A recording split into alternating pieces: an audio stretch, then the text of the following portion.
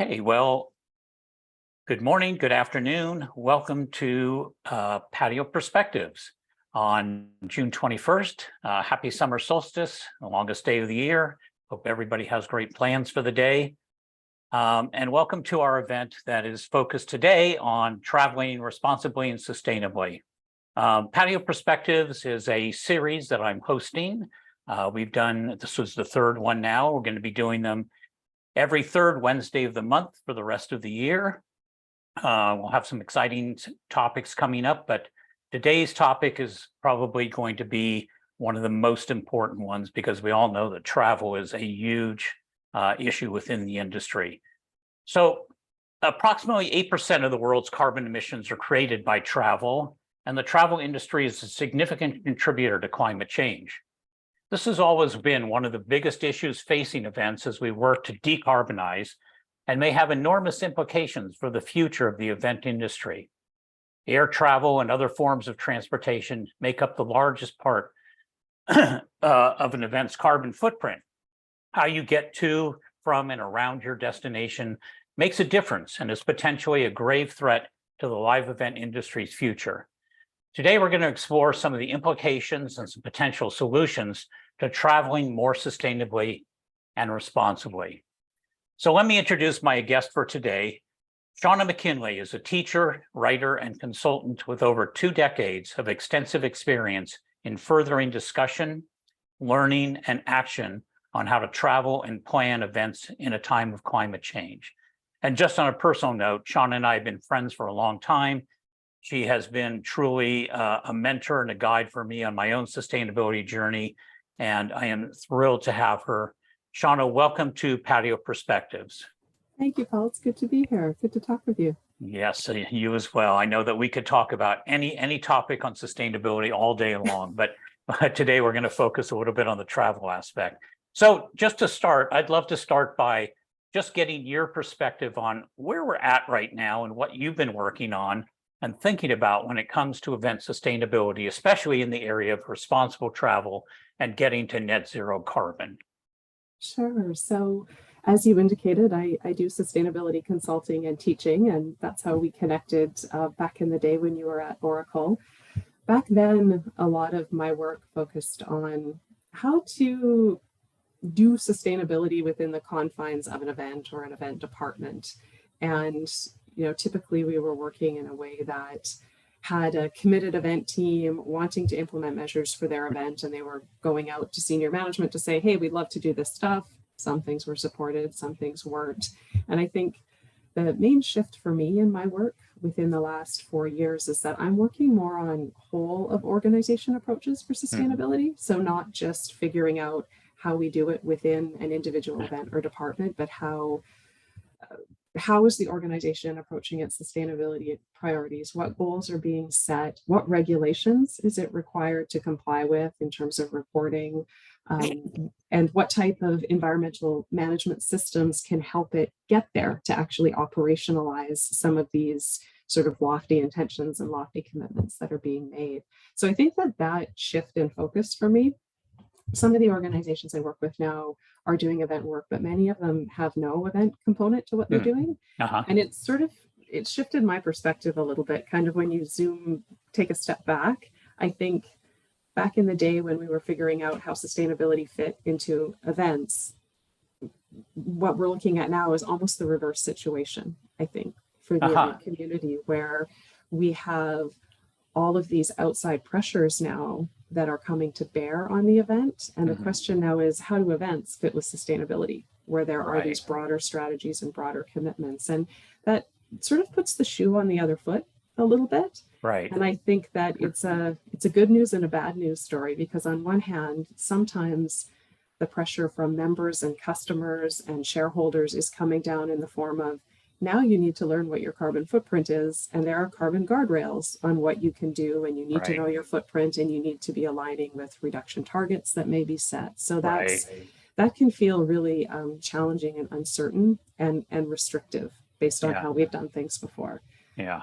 But the good news is that at the same time, organizations are looking to events as a tool to make a difference for these broader objectives that they're setting. So what does that look like at a practical level? It means maybe that the traditional employee conference is now looking at being a hotbed or a hackathon for ideas that help customers address their environmental footprint better and be more of service and achieve these bigger sustainability aims. Or if it's an association, maybe it's about actively listening to members and figuring out, ooh, this, our professional association may not be working in a sector that's directly connected to environmental issues, but human beings care about this and our members care about this. And now we need to find spaces and experiences, and we can create educational events that give them the knowledge and the skills and the forums to do that. So I think that, the shift in the type of work, sort of no longer just doing event works, but taking that step back and working on whole of organization stuff,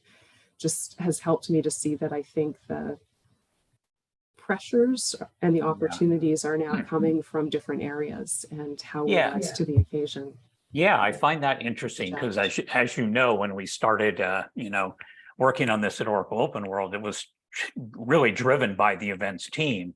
And there was no particular interest from an organizational perspective. So it's great to hear that, that has expanded to where organizations are now looking at this as a way to bring events into that fold. And I'm curious, just as a quick follow-up, are you seeing then that organizations and or companies are starting to mandate back to their event teams that they have to work on sustainability because of the way that the corporations or the organizations are driving sustainability, on a broader scale? Yeah, I would say we're starting to see some of that happen. I would say we're seeing it happen first in travel services, and that's sort of the first thing that organizations are facing mandates on, or soon to be adopted mandates. The Global Business Travel Association Foundation brought out a report last week that is essentially a climate report card on meetings and travel primarily. Yeah. And it actually gave some data about what is being voluntarily requested and what is being mandated. And it does include a growing portion of measures that are coming to bear on travel. And then, by proxy, that affects what we do in the event space and how we approach that process. Right. So yes, it is moving through the process of more voluntary guidelines for things like travel now to more mandates, and those have a trickle down effect onto events. Right. So it's definitely afoot. Right. So it's something for event people to definitely pay attention to, because it may very well be that in the near future, things like travel and other sustainability things will actually be mandated to them. They won't really have a choice. Yeah. I mean, I'm working with an organization right now where one of their cross-organization strategies is a ban on disposable plastics. Yeah. So that's, it started as something done in the office, but now that's trickling down to, if we're doing that, we have to be consistent through our events now. And this is an organization that is, they work on plastics related policy globally. So it's a real issue of reputation and consistency with their mandate to have that. Yeah. In terms of the outcomes, their overall purpose of the organization, to see that now trickle down through. Yeah. So it's manifest in different ways, but it's happening. Right. Yeah. So, I mean, way back in 2013, you and I set a series of goals for Oracle Open World to reach zero waste and carbon neutrality. We were calling it carbon neutrality at the time, in 5 years. So by 2018, we didn't quite get there, but we made a lot of progress and set that bar as the two overriding goals of the event from a sustainability perspective. Now, as we're talking about, we have a lot of new resources and a lot of new tools. We have net zero pledges, lots of, to help event professionals with event sustainability. Are these still the right big things we need to be working on to get events as sustainable as possible? I think the landscape has become more complicated, and clearly there's more issues than just carbon and just waste in the world. Right. There's huge number of social issues, there's biodiversity issues. I mean, we have 17 UN Sustainable Development Goals. Pick your challenge and pick your issue. I think at the time, but I guess the question is, when it comes to climate change in particular, are those still the two big things that we should worry about? Yeah, I think that yes, and there's probably very specific aspects related to food embedded in there. That's connected to waste, but it's also connected to things like supply chain and procurement and things like that. Right. So I'll put it this way. I think that zero waste is still a very laudable goal. And I think that if we look at the Net Zero Carbon Events Pledge, which is starting to bring hundreds of suppliers and event producers now together behind reaching net zero by 2050, a big focus of that work is focused on waste thus far. Right. With venues and general services contractors, I remember you remember what a struggle it was to get carbon-based or cardboard-based substrate for events? Oh, yeah. Way back when, paying a premium for it, you couldn't always get it. Maybe if you were in San Francisco, you could get some.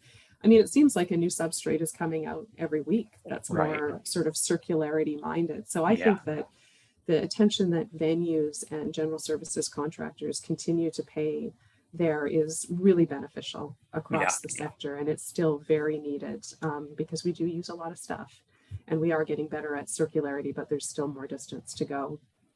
I don't think I would touch carbon neutral with a 10-foot pole these days. Right. Quite honestly. And I'm saying that because it's a different environment we're working in now. It's an environment where terms like that are becoming regulated. So was it 3 weeks ago, FIFA, there was a ruling against FIFA for its use of the term carbon neutral. Right, I saw that. Advertising regulator, they said, you can't say that if you can't back it up with data and actual results and outcomes. And Oracle had that at the time. I mean, that was really important. There was numbers behind the claims and the progress. But I think that's kind of a warning shot for all of us about the use of vague language. Yeah, and I think we've seen a ton of greenwashing around that term, carbon neutral, with people just using offsets to claim to be carbon neutral. Exactly, and I think it's the vagueness, it's the greenwashing. It's also, I think, a public that's less tolerant of lack of ambition. Because when we talk about carbon neutrality, we're, to your point, often offsetting, which means we're offloading the burden to someone else. And if I look at my career in events, when I planned my first event, when I got out of university, we were at 350 parts per million of carbon in the atmosphere. Now we're pushing 420. And we focused on carbon neutral for decades and offsetting and climate positive, and something isn't quite working right. So I really think that, first of all, it's challenging to reduce emissions to zero, but that has to be the foot that we lead with all the time. And yes, climate contributions through philanthropy or very credible and rigorous carbon offsets will inevitably be part of the solution mix, but carbon neutral is a risky one. It is a risky one. So let's dive into our main topic for the day. So when it comes to thinking about transportation, there are obviously different modes of transport to and within an event, but flying is clearly the one with the biggest impact. Let's just, should we be flying less, and what impact would that have? Well, oh boy, you're starting with the fun topic first, aren't you? Absolutely. So here's the thing. First of all, I want to say at the outset that it's really frustrating to be in a position where we even need to be having this conversation. Full stop. Because I want to say at the outset, there's a lot of pressure on us as individuals and people who make event planning decisions on behalf of others to now have to be held account to flying less, because frankly, the aviation sector has made promises in the past and just completely ignored them and not met their climate commitments. So at the outset, I think that I just want to remind us that we need to keep that sector accountable for what they do, because what's happening is, because those targets and commitments haven't been met, we are now all in a situation where we're having to have this conversation. And the reality is that because we're in the 11th hour in terms of our carbon budget and the temperature thresholds that we're trying to reach or stay within, flying less is a reality that we have to contemplate. And it absolutely is something that makes a massive impact when we're talking about having that conversation within the event community.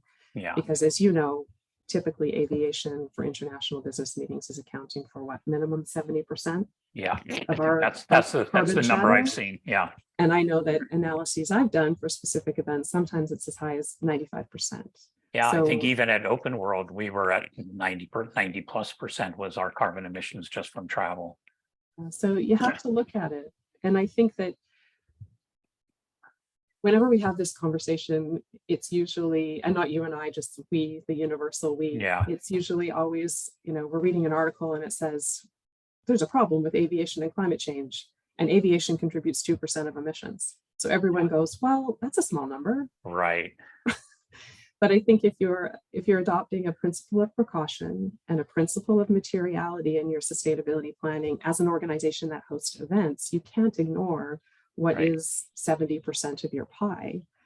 And we also have to acknowledge that when we hear figures like that, there's a lot that's missing. The fact that 2% is only carbon emissions, it's not all of the other warming emissions, Right. which can double that amount. Yeah. And I think it's important to have a forward-facing perspective on that statistic, because if we look at how much carbon we have left in our carbon budget to spend between now and 1.5 and 2 degrees, aviation, if it continues to grow on the current fuel mix, is going to consume 6 to 17% of that budget, which is much different than 2. So it just kind of, and as other sectors decarbonize, the share is going to get greater. So it's a very difficult conversation to have and thing to contemplate, but it is a reality in the short term to buy us the time to be able to do it guilt-free and freely within the future. But are there specific things that event people in particular should really think about when it comes to, their carbon footprint related to flying? So for example, IMEX runs an event in Frankfurt and they run one in America. Do people need to go to both, or should they really pick and only go to one? And, should we start making choices about the number of events that we fly to, as a way to cut down on, our overall carbon emissions, but also to sort of force the industry to kind of look at flying as, something that really needs to be addressed? I think that there's a number of thoughts I have on that. So when you say event people, you mean people working within the sector? Yeah. So, I think, first of all, one of the things I'd like to underline is I think our associations need to stand up for what has to happen to help us do what we need to do. And there are times when I don't know that maybe our associations don't know what to ask for, but there's so much lobbying that could be done on our behalf that helps to enable. I mean, if aviation is to decarbonize, policy has to help that happen. Regulation has to help that happen. Right. Because any projection that you look at done by, the International Council on Clean Transportation or any of these agencies that look at this stuff, they are saying that, and we know this, aviation isn't going to change until they're required to. I mean, it hasn't happened so far. So, looking at things like who is going to pay for SAF, how is it going to scale up, what are the mandates that our governments are adopting to help us do what we know needs to happen. And I feel that our associations need to be thinking about that piece and not just about, it's an important issue, but eliminating visa waits. Yes, advocate on that. But also when people are traveling, we need to be thinking about ways that the infrastructure can enable them to do it in lower carbon ways. So that type of activism within our industry, I'd love to see more conversations about. Yeah. Because until then, those are the decisions we're faced with. It's like, well, I have half a dozen industry conferences I'd love to go to. So again, the associations or the producers of the events are faced with choices. Can we consolidate? Can we co-locate to help our members do what they would like to do to reduce their carbon footprint? Those are practical things that can be done. Right. Because I know from my own experience, until I started saying, that's the one event I'm going to attend, and those are the one or two I'm not going to attend, that's right now the only thing that's making a difference, and that's the position we're putting people in. So I think that, there is a duty of care for the larger global events within our sector to maybe have some of those conversations about consolidation and if there's ways that they can help us do our travel in a more efficient way. Yeah, that's great. So you mentioned SAF. Let's unpack that just a little bit. Maybe let's just start by explaining what SAF actually stands for and what it is. Sure. Yeah. So SAF is shorthand for sustainable aviation fuel. And essentially it's the alternative that we have for conventional fossil fuel jet fuel, so kerosene. And It comes from a variety of places. I mean, it's something that can be made from waste oils. It's something that can be grown, so processed through the use of soy and corn. It's also something that can be synthesized through carbon capture. And the benefits of it, two really attractive things about SAF are it's a drop-in fuel. And what that means is the technology for aircraft doesn't have to be substantially modified in order to use it. So Right. when we hear about purchases of airplanes, like India has put in a massive order for Airbuses, or anyway, trains that are going to be in use now for 20, 30 years. Right. The good news is SAF, for all that technology, will still be able to be used. And the emissions reduction potential across its life cycle can be as much as 80% or so. Not always that high, depending on how it's made and what type it is, but it can be fairly substantial. Right. Right now, it's about 0.1% of Yeah. the fuel mix. So we've got a long way to go, but it has great potential to help get us there where we give it the time to do so. Yeah. And I think part of the question around it, though, too, is, can we actually scale enough of the materials needed for sustainable aviation fuel? I mean, we're already using agricultural land for, cattle grazing and other agricultural kinds of things. If we're now going to start growing feed for airplanes, what does that do?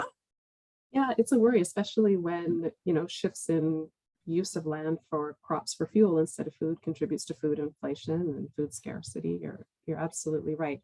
I mean, I go back to kind of what analysts suggest is possible. So with the International Council on Clean Transportation, they've done a lot of work around, how soon and how much can we transition to SAF in order to Right. help us get out of this bind. And they suggest that 5.5% of the mix might be reasonable by about 2030, which does reflect what we see being adopted in the EU mandate, which is 6% for EU operators by 2030. Okay. And if we project ahead to 2050, again, where we're ambitious with policy and creating an environment to push for SAF, because it does need to scale up, they indicate that it could contribute as much as 64% of the reductions if we're really ambitious in our approach. And you can contrast that with efficient airlines, so improving aircraft efficiency and the way that they operate.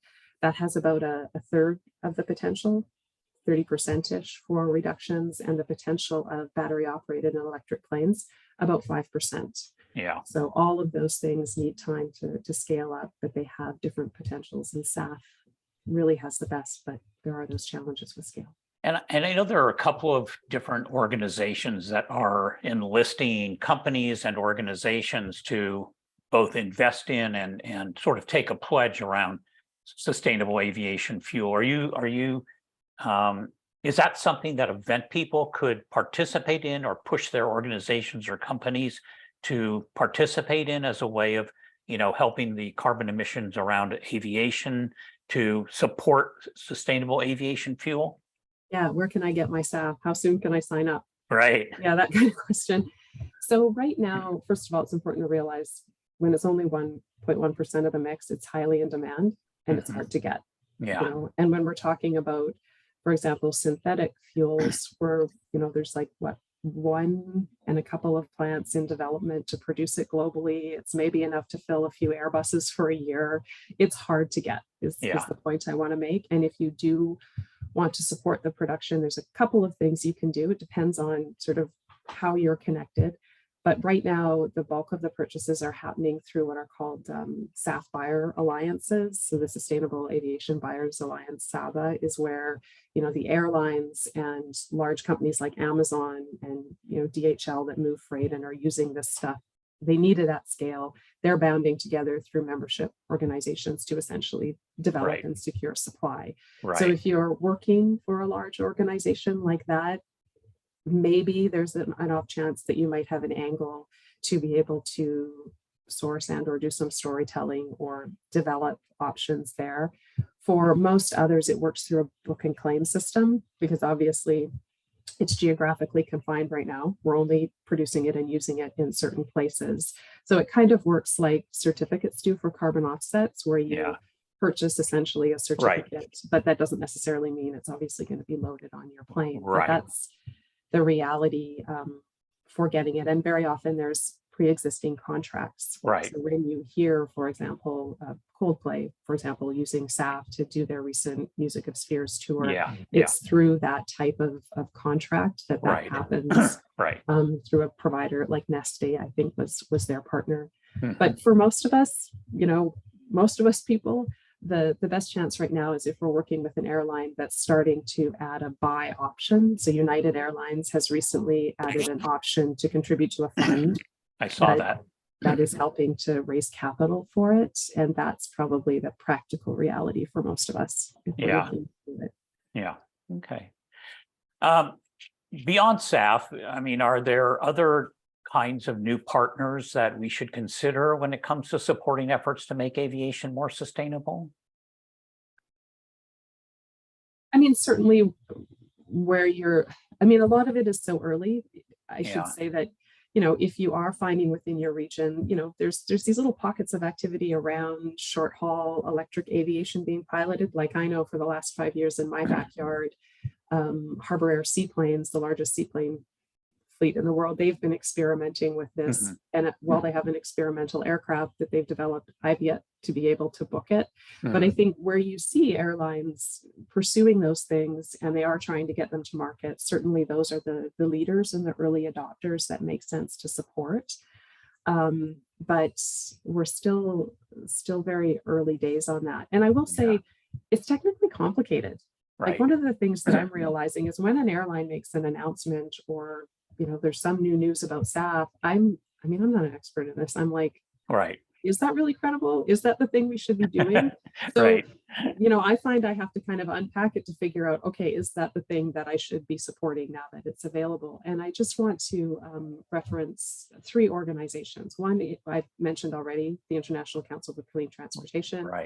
Transportation and the Environment is another one. Both of those organizations are really at the forefront of providing credible analysis to help you decipher what you need to know so that then you can support things. And they're also actively involved in things like policy recommendations and doing things differently to scale these types of technologies up. I'd also encourage people, if you're not familiar with Sustainability in the Air, it's a publication and news service that's sharing a lot of information on latest developments in this space. And I know I rely on it to kind of keep me up to speed on what's going on and what might be coming down the pipe. So Sustainability in the Air. Maybe one of our board members who's on can look for that and put it into the chat. Okay. So, I don't want to beat a dead horse on just aviation because there are other areas of transportation, obviously, within an event. What other areas should we be taking account of to help decarbonize?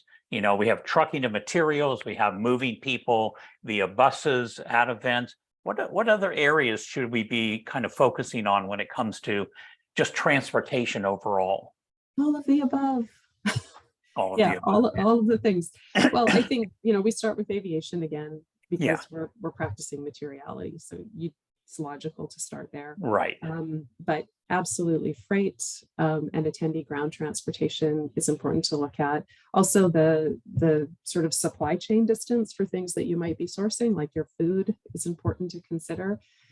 And, I'm just thinking through some of the common requests I get. I got a request the other day about organizing airport transfers for VIPs and speakers for an event. And the inquiry was like, I asked if they had any electric vehicles and they don't have any. So what do I do next? Right? Because the reality is we're transitioning.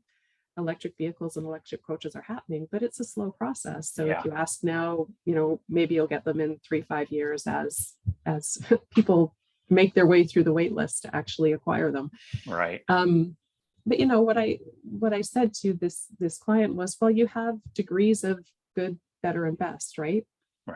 EVs are amazing. You can, if you're traveling in a state or a province where it's green energy, you can travel 100,000 kilometers before you emit a ton of carbon. So wonderful if you can get them. Most of us can't. But hey, did you know that if the transfer company is only offering you SUVs, can you look at a way to schedule them so they're efficiently operated, so that they're scheduled in a way where hopefully 2 or 3 people can come in them instead of 1? Because suddenly the carbon impact of that is you can use that vehicle over longer distances if it's more efficiently loaded. The stuff that we know for coach buses. Right. And another piece of information that's actually kind of interesting to note, because I think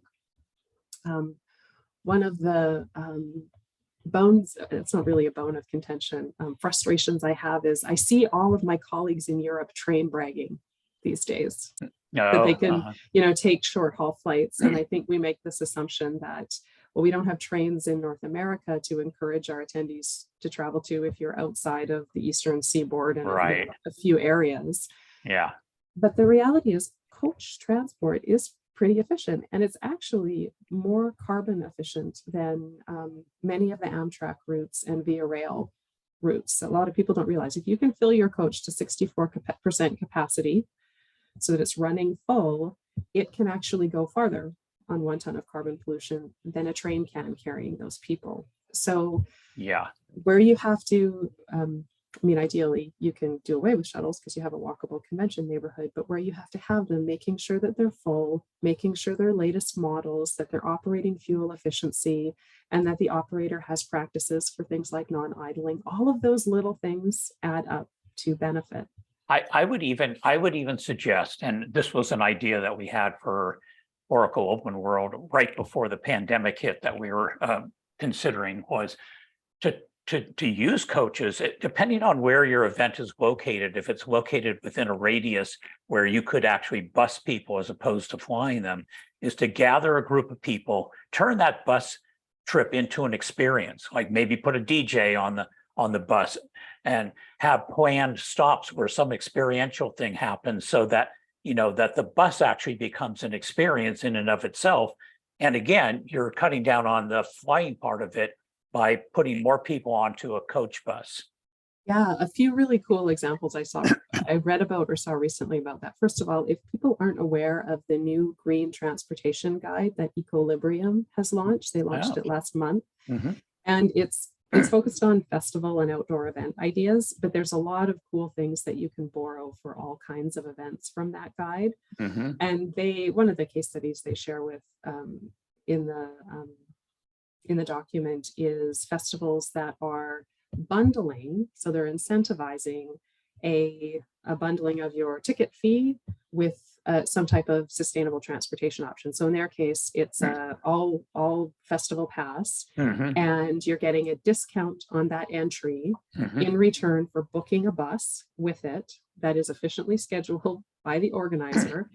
And everyone comes together. Oh, and by the way, one of the days of entry, you get an upgraded entry on one of the days that isn't so busy. So you're incentivizing the behavior. You're bringing people together to have fun. Yeah. I actually saw it on a train as well. Actually, just this week, the International Environmental Psychology Association, they're currently hosting their conference in Denmark. And they had a group of folks that were coming from the UK. They actually planned a 2.5-day adventure that I was experiencing more FOMO about their train trip there than the actual event itself, because they were seeing sights, they were having fun on the train, they were connecting. And it, to me, I thought was just a really cool example about how the journey is part of the experience, and you can extend that and have connection and togetherness. Absolutely. What a great way to meet new people and make new friends. Exactly. That's fantastic. And I imagine that the same is true for transporting materials that we could be working on, working with trucking companies on making sure that they're bringing full loads, maybe even partnering with some of the exhibitors to make sure that they are aligned around when they're transporting their stuff, where they're transporting it from, partnering with other companies that may be going to the same event so that we make sure that trucks are fully loaded. And even trucking is becoming electrified to some degree at this point. Yeah, there's just those are all great tips. I think there's two things I'd add. One is save the trip entirely, buy local. You're going to a destination, you have the opportunity to generate local economic benefits. If there's things you need, get them there. If you can. It's not always possible, but it helps to cut the transport. And the other thing that I'll share is last minute air freight. Avoid it where you can. I know sometimes it has to happen, but the interesting insight I've had looking at sort of freight movements for events is sometimes a small air shipment can have a greater impact than all of the ground shipments and deliveries that you wind up doing locally and regionally. So it's quite an eye-opening thing. If there's any way you can shift some of that weight to a local supplier and avoid it in any amount helps. Right. Well, I mean, that does get to, one of the issues even around supply chain and procurement in terms of, should we be using local suppliers more and just avoiding transporting materials across the country or across the world, either by trucking or flying to begin with. Yeah. And I think that's certainly helpful. So, I mean, it's always the universal rule of thumb, right? Yeah. But just be aware that there are those things. So, for example, local food is always the example, generally a good idea, but bear in mind, typically for most food, transportation is on average 5 to 6% of your impact. It's almost always under 10. It's really the air freighted stuff to avoid. So if you're serving, fresh raspberries and blueberries in Chicago for your breakfast in the middle of January, maybe look at something that's a bit more, that's not probably being flown in from Chile or from Peru. Same with seafood. So there's a few really, ones to watch that often fall through the cracks there. Yeah, and we did hit on a lot of the food stuff in our last Patio Perspective episode. If anybody wants to watch it, it's up on YouTube under the SFSE channel, where I talked to Tracy Stuckrath about food. So, just stepping back for a moment, from the transportation piece of it, although it just fits. When we start talking about flying less, I know you're an advocate for more virtual and or hybrid events as a way of cutting down on flying. What do you think are the pros and cons of incorporating more digital experiences as an overall event portfolio strategy and sustainability strategy? Well, I am. I mean, I'm a fan. I'm a fan of all events. So I don't want the idea that, just because I do give a shout out for virtual and hybrid, it doesn't mean that in-person is going away or it has any less value. It is as important. I think for me, as much as for me, it's personally about my emissions, my choice to favor those formats where they get at the outcomes that I want. So it's quite good for educational needs I have, project management needs I have, doesn't work for anything or for everything. That's the obvious drawback. Social connection, networking, problem solving, a lot more difficult to do through online means. So I think being smart about matching the outcome to the medium is something that we have the opportunity to do. And I just want to say that one of the things that I did last year that really opened my eyes to the fact that I think for me, it's as much about social responsibility as it is about environmental responsibility. Yeah. Last summer, I did a bit of a media monitoring exercise where I was, because I had made the decision to fly less, I was restricted to those formats as people were coming back to events last summer. And so I was following the social media streams, and I started noticing in the conferences that I was following that there were people expressing disappointment around, gosh, it was nice we had hybrid, and they were telling more of their personal reasons as to why. I really valued that this was provided because I have a child, I have a parent that I have to care for, and my caregiving duties make it really difficult for me to come. I read these stories of people that really underlined for me the privilege that I have to fairly easily travel on my passport. And the visa challenges that are faced with, just having to go through the hoops to make the border permeable. Right. And then the physical issues around some of the modes of transportation not being physically accessible and very difficult and uncomfortable for people, and really unpredictable to know whether or not they're going to get their needs met along the way. So for me, it was really eye-opening that those formats enable people to engage who never were able to engage before because they never undertook the effort of travel when it was a prerequisite.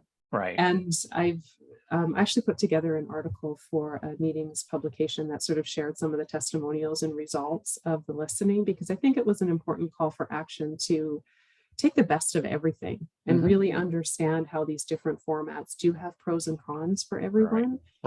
And that we need to be aware expectations have now shifted. that people expect us to be able to provide them with choice. And for some of them, the choice is really critical because it's the only way they can engage. Exactly. I mean, I think if we care about accessibility and inclusivity in our events, then virtual and hybrid become critical tools in a way for people to be able to attend our events. Yep. I would agree.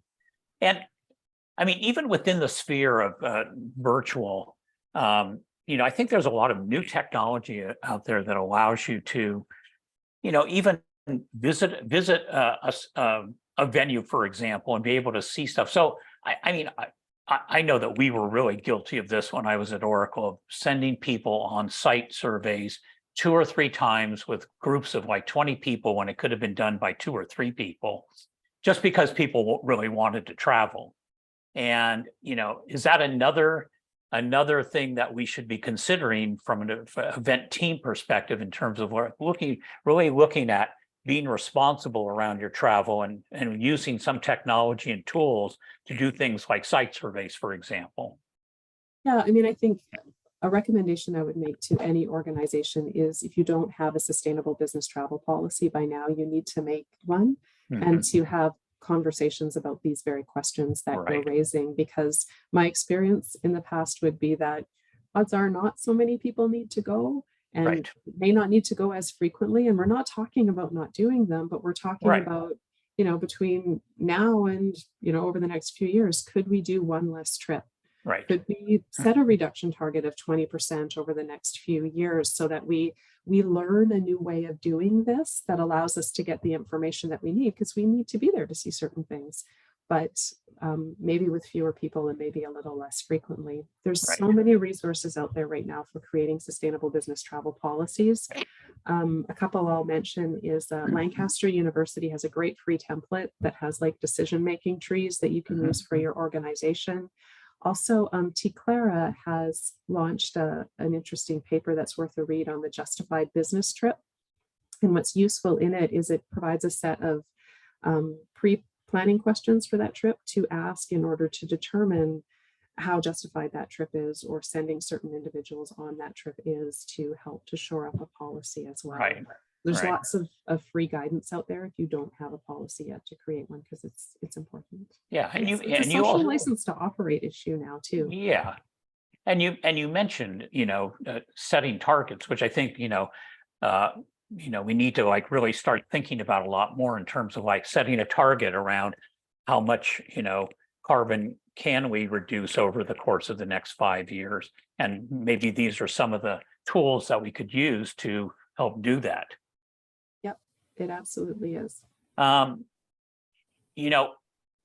of the things that I don't think event people do, and maybe it's because they work for companies that don't, sort of force them to do this or whatever, is like really looking for flights that, have the least amount of carbon emissions attached to them. So there's like Google, flight search and those kind of things. What other tools are out there to help people? Like, I had a question from one of our board members the other day, like, how can I travel more responsibly and sustainably with my 2 kids? And it's like, well, there are some tools out there you look for, making sure that you fly direct as opposed to layovers, or the Google flight search. Are there some other tools or things that you're aware of, or how should people think about, just making their individual travel more responsible and sustainable? Yeah, so I will, I will give a shout out to the Googles and the kayaks and the travel suppliers, if you are a travel buyer, that are embedding the ability to search flight itineraries on the basis of carbon emissions. If you haven't done that yet, I did it. I got on the plane for the first time last month in 5 years. And I had a chance to test drive the tool and try and find a flight, and it was really eye-opening. And what I learned from it was the flight that I was looking at, I could save 22% of my carbon emissions, and there was no notable impact on price, and there was no notable impact on the duration of the trip. And that was really empowering, just that simple 30-second filter for, and that's what you have to do, is you just filter for carbon and then it automatically sorts it. Right. And you can set other parameters like price. So the least carbon, lowest price comes up. It makes a huge difference, and not a small difference. Like when we're talking carbon emissions, in the range of 20% is a really great place to be able to start, especially if it doesn't cost you money. So that's definitely one thing to do, is to take advantage of those tools. There's also, oh, sorry, go ahead. Are you seeing companies and organizations start to use those tools and mandate that their employees use them? Global Business Travel Association Foundation survey that I mentioned is one of the most revealing in terms of, I think, where travel buyers and suppliers are going in terms of practices. It had on it, actually, maybe I can share here what some of the common travel policies were, because it provided information on the degree of adoption of certain steps. My screen share, here it is.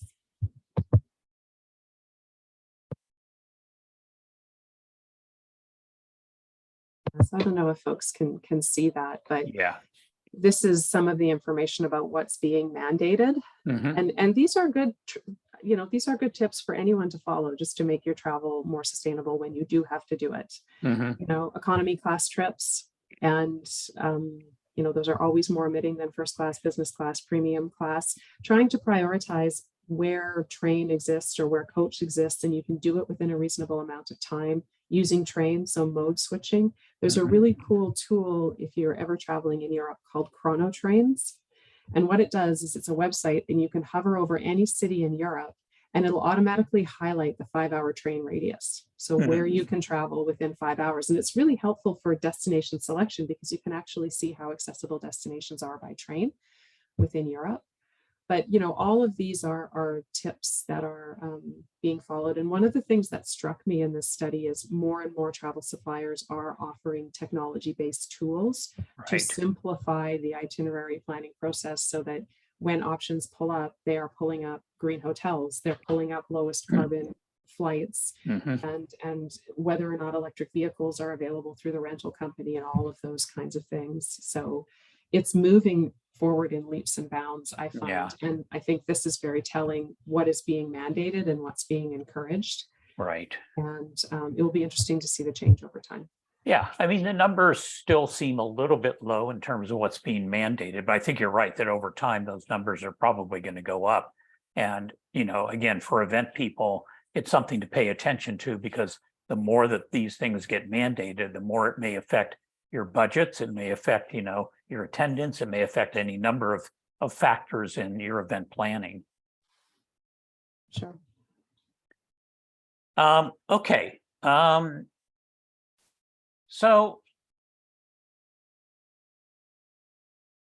I think we've touched on a lot of the questions that I had, but I mean, I guess, are there some specific actions we should all be taking to be more responsible in our travel? And we touched on those. Are there any other sort of practical, things that event people in particular should really look at in terms of just overall travel and transportation planning for their events to work towards this idea of net zero?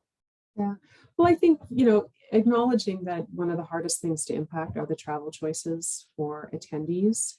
I think that steps to provide information are really important. So whenever you're doing a confirmation email, or you're sending tickets, or you're doing a, hey, you need to know you go before you go information, having a green travel tips page and resources listed somewhere on your event website so that people can easily access that information is really important.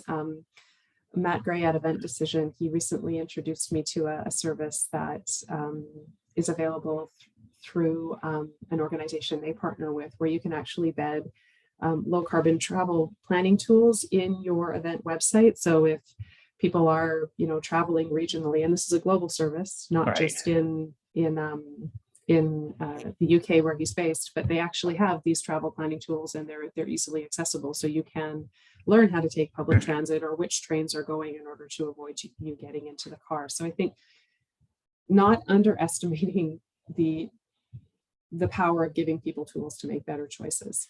and Yeah. nudging them to better behavior. Yeah. And modeling an example yourself. I want to give a shout out to all the people that I see within my event community who are socializing a different norm of travel, because that's a really powerful thing. And that works within event communities as well.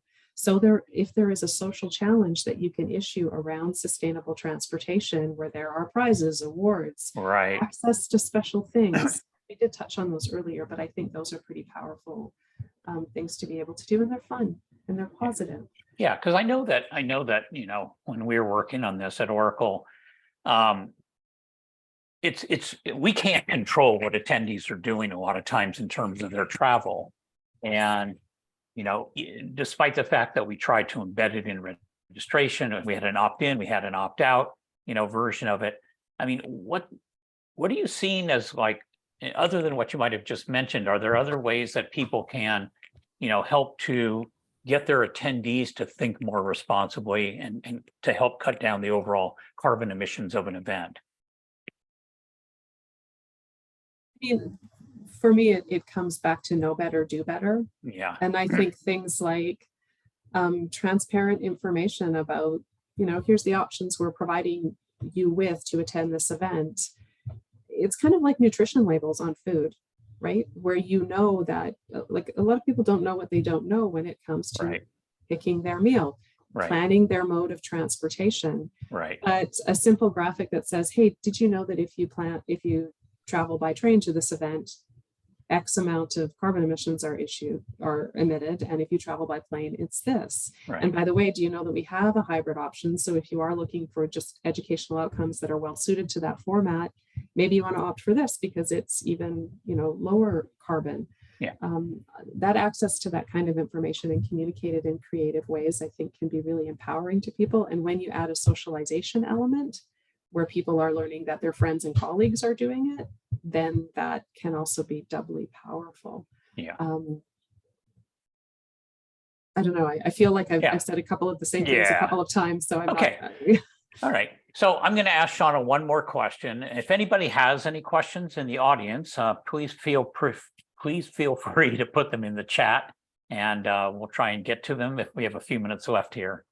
So when it comes down to it, the last thing I wanted to talk about is kind of measurement, you know, talking about measuring all of this and what's the best approach and what should we be doing with the data that we gather in terms of reporting?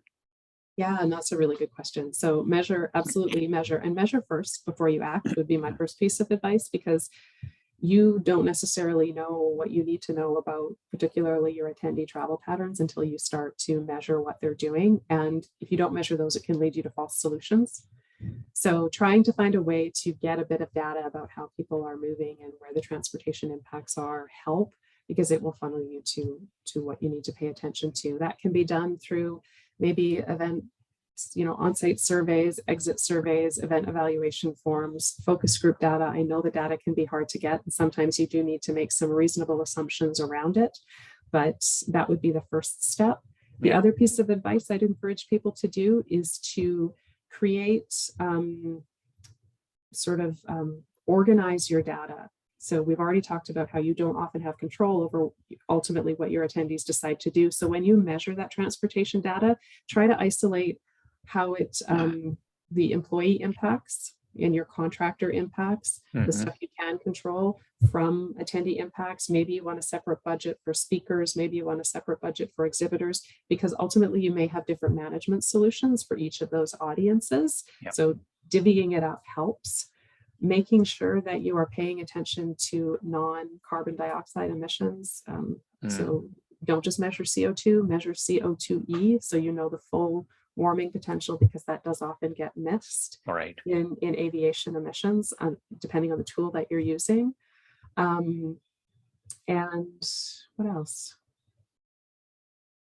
I don't know, those are probably three good ones to start with. Is there anything in particular around reporting? I know that we tried to, at Oracle, you know, be pretty transparent about, you know, the reports that you helped write and others from Meet Green helped write after you left. You know, how do we get more people to report on what they're doing so that we sort of understand what the overall impact is in the entire event sector? Oh, across the sector, that's a tough one. I mean, the note that I'll make and add, maybe that hasn't come up yet about measurement, is it is a key element of trust. I mean, we learned that with the FIFA ruling Right. earlier this month. The reason people are questioning and criticizing is because there's not transparent information that is credibly calculated involving a third party. I mean, this is a universal rule. Events aren't just going through this. Everyone is the robustness of the measurement is a direct, it directly connects with trust. And that's why you do it. It's part of that social license to operate. So some rules of thumb around making sure it's a robust calculation, it's transparent, and that you've involved a third party in some way. Those are important steps. And is it just as important for small events as for big, large events to report and measure? Oh, it's definitely important for large ones, particularly because they may be required under corporate reporting rules to do it. I think any small organization has to have a practical conversation about what's realistic. Yeah. Sometimes when we work with smaller agencies or smaller events, it's not a process of necessarily measuring everything for every single event, but perhaps you're having a selective auditing process. So you're checking up on the health of a system at your largest event once a year or a couple of times a year, so you can gauge how it's improving and what type of outcomes are being generated. Right. But, organizations need to be cautious about how much they take on, because the measurement process itself can become unsustainable. And it is not unreasonable for small organizations to rely on sample exercises like that. Right. Okay. We have one kind of long, let me just read this. It's a note and a question from Stephen Cataldo. Curious if you have thoughts. Long travel distances always seemed like the biggest carbon, hard to solve except by not traveling, and seeing people in person really matters. Except the possibility of having large events that have more than one hub. You can only meet so many people at one conference anyway. The Greener Mind Summit has been having East Coast and West Coast events. The events are honestly healthier sizes for community building. Is there a way of moving events towards hubs? What else would this do, positive and negative, for the event itself? Yeah, hubs are, I think that we have a movement towards hubs. I think they can tend to be more logistically challenging, just like a hybrid event is. So sometimes that can create a greater operational burden, a greater budget burden, because you're planning things in multiple places. I think every organization, though, Stephen, is going to be a little bit different. So you'd have to unpack that individually. I agree with you about manageable size. And there's case study data that suggests from a cost, a time, and a carbon perspective that it is better. So if folks aren't familiar with troop travel, they are a great source of case studies on the type of hubs they're being asked about here. They talked about a procurement meeting that they redesigned as a regional hub, where it saved approximately 70% on each of those three things by going from all of the internal staff coming to HQ in one area of the world from all these global destinations to 3 regional destinations where it was modified to be hubs. Right. So I think that can work, but I also think for some organizations, sometimes the more practical and effective work may be a less frequent meeting. So rather than doing hubs, maybe you're doing one thing once every 2 years. Your largest big biennial conferences, people do want to get together in that environment and have everyone together at once. Maybe you do it once every second year, and then you do hubs in the alternating years. Another important thing to look at is not just hubifying things or having them less frequently, but really looking at where your attendees are coming from, because your point about the longest trips, they tend to be the smallest number of travelers and they have the biggest outsized impact. Right. So this is where hybrid and virtual can really be good strategies, because if you're moving that event maybe in a geographic pattern where once every 2 years or 3 years it's near someone, but in the other years there's a virtual option that they're dialing in those years when they would have taken that super long haul flight. That's another way. I mean, there's multiple ways you can kind of slice and dice it. And I think every organization is going to be a little bit different in terms of the positives and negatives. And I think this is a conversation that event teams are starting to have. I mean, you look at some of the big events like Dreamforce, Salesforce's big conference, where they've consciously now started to say, we can't really support 100,000 people. Let's do a conference for like 20 or 30,000 people. So downsizing is also another potential strategy, even if you're running a large conference, and then adding in that virtual or hybrid component to it, and or other regional events that people could attend as opposed to going to the bigger event. Yeah, well, there's your next topic. Yeah. Degrowth of events, downscaling of events. Yeah, exactly. That would be a... All right, this has been an incredibly fascinating hour with a ton of information. We will try and gather some of the links to some of these organizations that Shauna mentioned during this hour and get them out to people. Again, just a reminder that we are doing these patio perspectives every third Wednesday of the month. Our next one is in July 19th, I believe. And I will be interviewing one of the principals of Honeycomb Strategies, which is another consulting firm, but they've been working on a lot of interesting stuff with venues and destinations. And so we'll hit on that a little bit next month. Shauna, thank you so much for your hour today. Thank you all for attending. Have a great afternoon. And again, happy Solstice Day to everybody. Until next time, this is Paul Salinger signing off from Patio Perspectives. Thanks so much. Bye-bye.